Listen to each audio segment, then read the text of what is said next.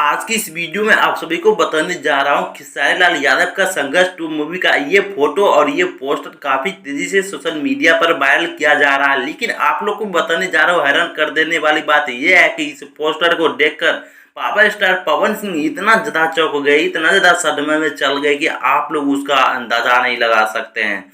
आप लोग इस वीडियो में बने रखिए। पावर स्टार पवन सिंह इस फोटो को देखकर क्या बोले हैं, लाइव प्रूफ के साथ आप सभी को बताने जा रहा हूं। जी हाँ दोस्तों, आप लोग सबसे पहले ये क्लिप सुन सकते हैं पावर स्टार पवन सिंह का आखिर इस पोस्टर को देखकर क्या बोले खेसारी लाल यादव का। लव यू, मेरे पास कोई शब्द नहीं, मैं सिर्फ आप सबके सामने नतमस्तक। आप लोग इस पोस्टर को, ये वीडियो को लाइव देखे हुए पावर स्टार पवन सिंह क्या बोले हैं खेसारी लाल यादव को देखकर ये पोस्टर। जी हाँ दोस्तों, मैं बताने जा रहा हूँ पावर स्टार पवन सिंह और भी कुछ बात बोले हैं जो कि आप लोग को इस लाइव वीडियो में नहीं बताया गया है, लेकिन दोस्तों विस्तार रूप से बताने जा रहा हूँ।